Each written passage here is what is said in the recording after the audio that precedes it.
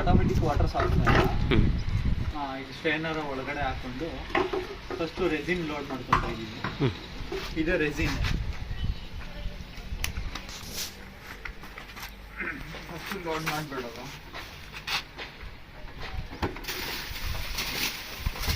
ಅನ್ಕೊಂಬಿಟ್ಟು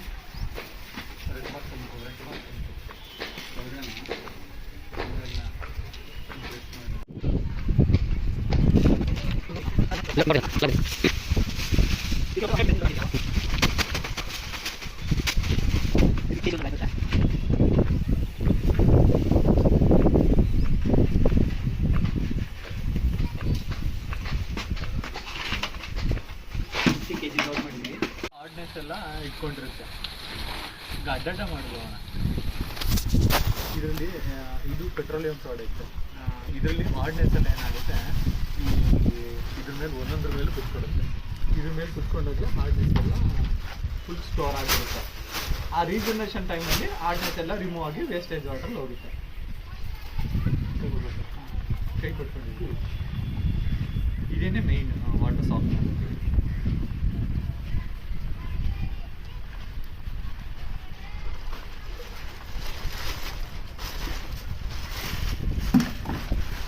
total 100 litre resin load ಮಾಡ್ತೀವಿ. Regeneration ಟೈಮ ಒಂದು ತಿಂಗಳಿಗೆ ಈಗ ಆಟೋಮೆಟಿಕಲ್ಲಿ ಏನಾಗುತ್ತೆ ಅಂತ ಅಂದರೆ ನಾವು ಒಂದು 3 ಡೇಸ್ಗೆ ಸೆಟ್ ಮಾಡ್ತೀವಿ. ಈಗ ಮ್ಯಾನ್ಯುವಲಲ್ಲಿ ಏನಾಗುತ್ತೆ ಅಂದರೆ 3 ಡೇಸ್ಗೆಲ್ಲ ಮಾಡ್ಕೊಳ್ಳಿ ಅಂತಂದರೆ ಯಾರಿಗೂ ಬೇಜಾರಾಗ್ಬಿಡುತ್ತೆ ವಾಟರ್ ಸಾಫ್ಟ್ನರ್ ಏನಿದೆ. ಅದು ಒಂದು 10 ಡೇಸ್ಗೆಲ್ಲ ಒಂದು 50% ಎಲ್ಲ ಹಾರ್ಡ್ನೆಸ್ ಎಲ್ಲ ಒಳಗಡೆ ಉಳ್ಕೊಂಡ್ಬಿಟ್ಟಿರುತ್ತೆ. ನಮಗೆಲ್ಲ ಸ್ಯಾಟಿಸ್ಫ್ಯಾಕ್ಷನ್ ಜಾಸ್ತಿ ಬೇಕು ಅಂದಾಗ ಏನು ಮಾಡ್ತೀವಿ, ನಾವು 3 ಡೇಸ್ಗೆ ರೀಜನರೇಷನ್ ಸೆಟ್ ಮಾಡ್ತೀವಿ. ಆ 3 ಡೇಸ್ಗೆ ಒಂದ್ಸಲಿ ಒಂದು ಸ್ವಲ್ಪನೇ ತೊಗೊಳುತ್ತೆ. ಈಗ ನಾವು ಒಂದು ತಿಂಗಳಿಗೆ 10 kg ಉಪ್ಪು ಹಾಕೋಕೆ ಹೇಳಿದ್ನಲ್ಲ, ಈಗ 10 kg ಬಂದು 3 ತಿಂಗಳಾಗುತ್ತೆ. ಆ ಥರ ಇದು ಒನ್ ಟೈಮ್. ಇದು 10 years ಗಂಟ ಏನು ಚೇಂಜೇ ಮಾಡೋಂಗಿಲ್ಲ. ಆ ರೀಜನರೇಷನ್ ಪ್ರೋಸೆಸ್ನ ಕರೆಕ್ಟಾಗಿ ಮಾಡಿದ್ರೆ ಹಾಳಾಗೋದೇ ಇಲ್ಲ ರೀತಿ. ಹಾಂ, ನೀವು ಬರೀ ಉಪ್ಪು ಸುರಿಯೋದಷ್ಟೇ ಬಂದು. ಉಪ್ಪು ನಾರ್ಮಲ್ ಉಪ್ಪು. ನಮ್ಮ ಹತ್ರ ಟ್ಯಾಬ್ಲೆಟ್ ಸಾಲ್ಟ್ ಸಿಗುತ್ತೆ. ಟ್ಯಾಬ್ಲೆಟ್ ಸಾಲ್ಟ್ ಬಂದು ಒಂದು ಸ್ವಲ್ಪ ಕಾಸ್ಟ್ ಜಾಸ್ತಿ ಆಗುತ್ತೆ. ಹಾಂ, ಯಾವ ಟಾಟಾ ಸಾಲ್ಟ್. ಹಾಂ, ಒಂದ್ಸಲಿ ಉಪ್ಪನ್ನ ಬಂದು ನೋಡ್ಕೊಳ್ಳಿ. ನೀವು ಯೂಸೇಜ್ ಗೊತ್ತಾಗುತ್ತಲ್ಲ, ಎಷ್ಟು ದಿವಸಕ್ಕೆ ಒಂದ್ಸಲಿ ಉಪ್ಪು ಖಾಲಿ ಆಗುತ್ತೆ ಅನ್ನೋದು ಗೊತ್ತಾಗುತ್ತೆ ನಿಮಗೆ. ಆಗೇನು ಮಾಡೋದು, ಕೆಟ್ಟ ಉಪ್ಪು 1 ತಿಂಗಳಿಗೆ ಒಂದ್ಸಲಿ ಉಪ್ಪು, ಇಲ್ಲ 2 ತಿಂಗಳಿಗೆ ಒಂದ್ಸಲಿ ಉಪ್ಪು ಖಾಲಿ ಆಗುತ್ತೆ ಅಂದಾಗ ತಂದು ಹಾಕೊಳ್ಳೋದು. ಇದಕ್ಕಲ್ಲ, ಅದಕ್ಕೆ ಈ ಬ್ಲೂ ಟ್ಯಾಂಕಿಗೆ. ಹಾಂ, ಆ ಡ್ರಮ್ಮಿಗೆ ಹಾಕೊಳ್ಳೋದು. ಅದು ಬೇಕಿತ್ತು.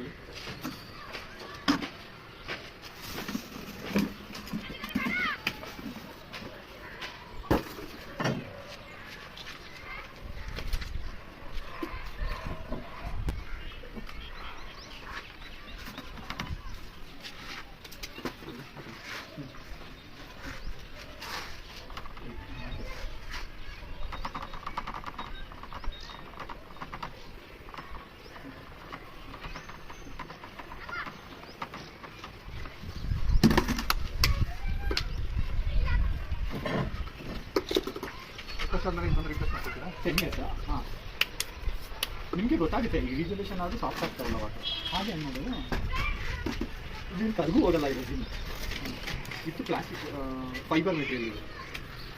ತುಂಬ ಹೇಳಿದೆಯಾ? ಹೌದು.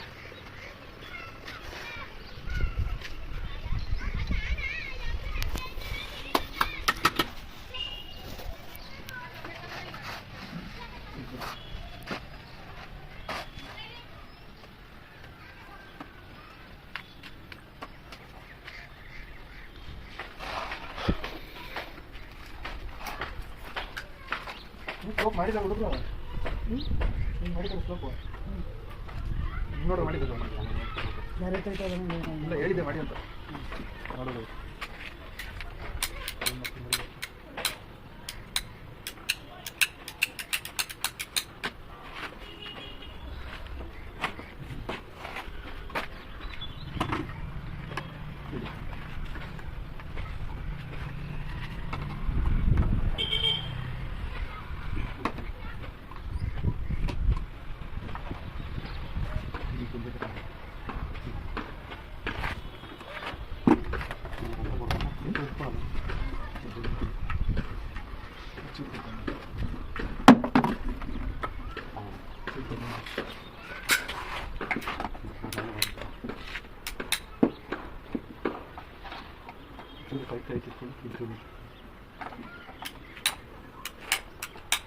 ಬೆರಳು ಮೇಲೆ ಇಟ್ಕೊಳ್ಳೋಣ.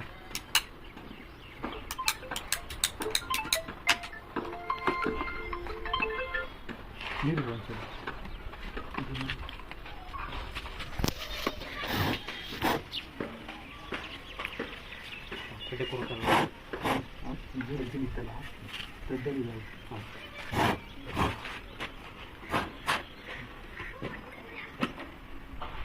ಮೋಟರ್ ಮಾಡಿದ್ರೆ ಫುಲ್ ನೀರು ಎಳ್ಬಿಡ್ತಾರೆ. ಮೋಟರ್ ಮಾಡಿದಾಗ ಫುಲ್ ನೀರು ಸಿಂಟೆಕ್ಸ್ಗೆಲ್ಲ ಹೋಗುತ್ತೆ. ಫಸ್ಟ್ ಇಲ್ಲಿ ಬಂದರೆ ಆಮೇಲೆ ಸಿಂಟೆಕ್ಸ್ ಬರೋಣ. ಅದೇ ಫುಲ್ ಮೋಟರ್ ಬರ್ತದೆ. ಇಲ್ಲಿ ಬಂದು ನೀರು ಫಸ್ಟ್ ಫ್ರೆಶ್ ಆಗಿ ಇದು ಇನ್ಲೆಟ್ ಇದೆ. ಫಸ್ಟ್ ಇದು ಇನ್ಪುಟ್, ಇದು ಫಸ್ಟ್ ನೀರು ಒಳಗಡೆ ಹೋಗುತ್ತೆ, ಇದು ನೀರು ಹೊರಗಡೆ ಬರುತ್ತೆ. ಇದು ಆಟೋಮೆಟಿಕ್ ಮಲ್ಟಿಪಟ್ ಅಲ್ವಾ?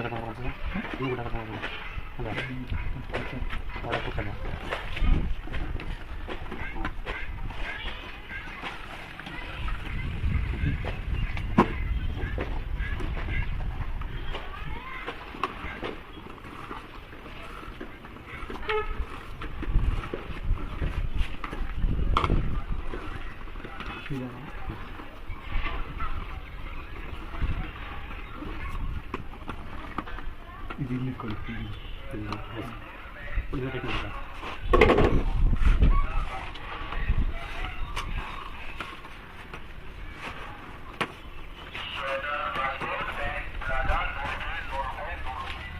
ಇದರಲ್ಲಿ ಏನಾಗುತ್ತೆ ಅಂದರೆ ಇದು ಫಸ್ಟ್ ಇನ್ಪುಟ್, ಇದು ಆಟೋಮೆಟಿಕ್ ಆಗಿ ವರ್ಕ್ ಮಾಡುತ್ತೆ. ನೀರು ಫಸ್ಟ್ ಇಲ್ಲಿ ಹೋಗುತ್ತೆ, ಇದು ಔಟ್ಲೆಟ್ ಎಷ್ಟು ಲೀಟ್ರ್ ಇದೆ ಅಂತಲೂ ಕೌಂಟ್ ಮಾಡುತ್ತೆ. ಇದರಲ್ಲಿ ಎಷ್ಟು ಲೀಟ್ರ್ ಯೂಸೇಜ್ ಆಗಿದೆ ಅನ್ನೋದು ಕೌಂಟ್ ಮಾಡುತ್ತೆ. ಮತ್ತು ಇದು ರೀಜನರೇಷನ್ ಪೈಪ್. ಈಗ ಮೋಟರ್ ಬಂದಿರೋ ಫುಲ್ ಹೋಗುತ್ತೆ ಒಟ್ಟು. ಮೋಟ್ರಿಗೆ ಬಂದಿದ್ದೆಲ್ಲ ನೀರು ಇಲ್ಲಿಗೆ ಬರುತ್ತೆ. ಅಲ್ಲಿ ಬಂದು ಫುಲ್ಲೆಲ್ಲ ಸಿಂಟೆಕ್ಸ್ ಹೋಗುತ್ತೆ. ಹಾಂ, ಇಲ್ಲ, ಇಲ್ಲಿಗೆ ಬಂದು ನೀರು ಮತ್ತೆ ಇದರಿಂದ ಆಗಿ ಸಿಂಟ್ಯಾಕ್ಸ್ಗೆ ಹೋಗುತ್ತೆ. ನೀರು ಹೋಯ್ತದ? ಹಾಂ, ಹೋಗುತ್ತೆ. ಹಾಂ, ವೇಸ್ಟೇಜ್ ಎಷ್ಟು ಇರುತ್ತೆ ಸರ್? ವೇಸ್ಟೇಜ್ ಯಾವಾಗಲೂ ವೇಸ್ಟೇಜ್ ಹೋಗಲ್ಲ ಇದರಲ್ಲಿ. ಟೂನನ್ ಮಾಡಿ ಹೌದಾ? ಎಲ್ಲಿ ಜಾಸ್ತಿ ಲಾಂಗ್ ಮಾಡಿ.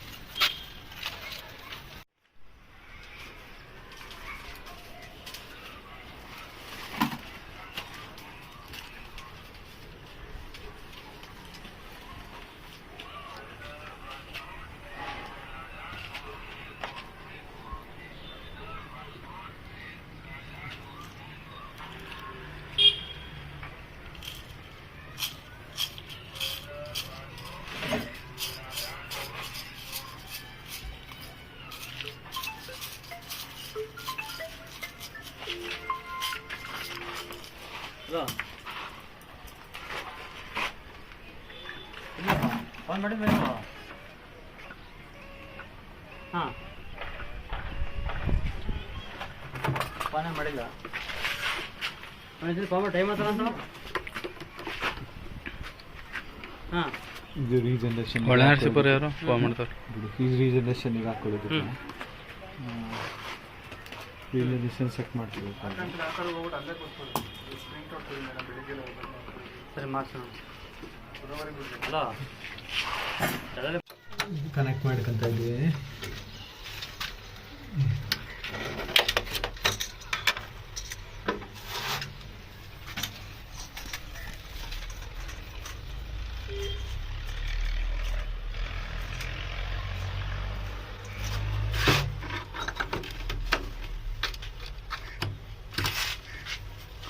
ಇದು ಒಂದು ಫ್ಲೋ ಮೀಟರ್. ಫ್ಲೋ ಎಷ್ಟು ಲೀಟರ್ ಹೋಗ್ತಾ ಇದೆ ಅನ್ನೋದು ಗೊತ್ತಾಗುತ್ತೆ ಇದರಲ್ಲಿ.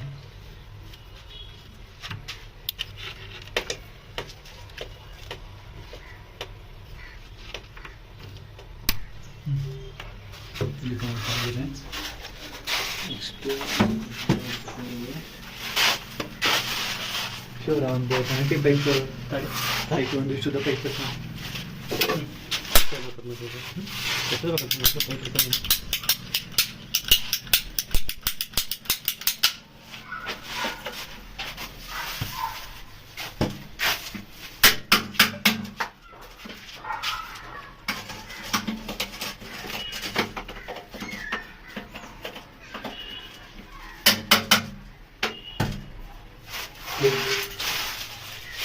ಯೂನಿಯನ್ ಹಾಕೋಣ.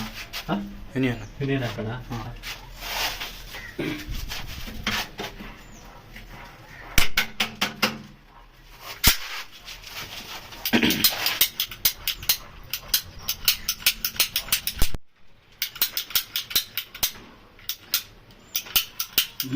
ಕಲೆಕ್ಷನ್ ಆಗಿಲ್ವಲ್ಲ.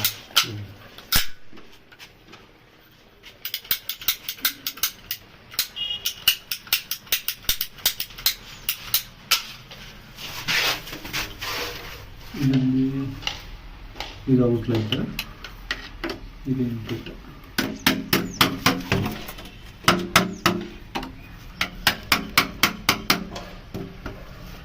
ಇವನೇನು ಇದಕ್ಕೆ ಇಟ್ಕೊಬಿಡೋಣ ಅಲ್ವಾ? ಹಾಂ, ಇನ್ನೇನು ಅವಶ್ಯಕತೆ ಇದೆಯಾ?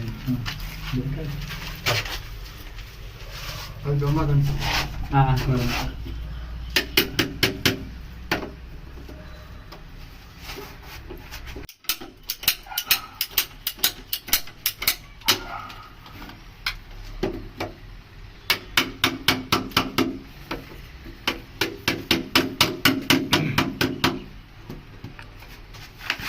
ಚೂರು ಪೈಪ್ ಅಣ್ಣ.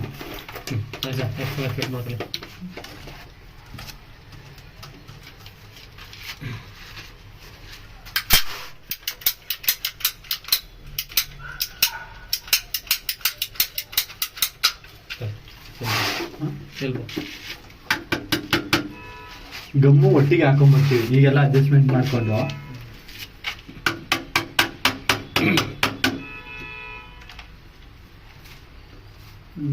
ಇದರಿಂದ ಸ್ಟ್ರೈಟ್ ಇನ್ನು ಪಕ್ಕಕ್ಕೆ ಇಟ್ಕೊಳ್ಳೋಣ. 2 ನಿಮಿಷ ಟೇಪ್ ಇದೆಲ್ಲ ಹಾಕ್ಬಿಟ್ಟು ಟೇಪ್ ಇಲ್ಲ. ಈ ಥರ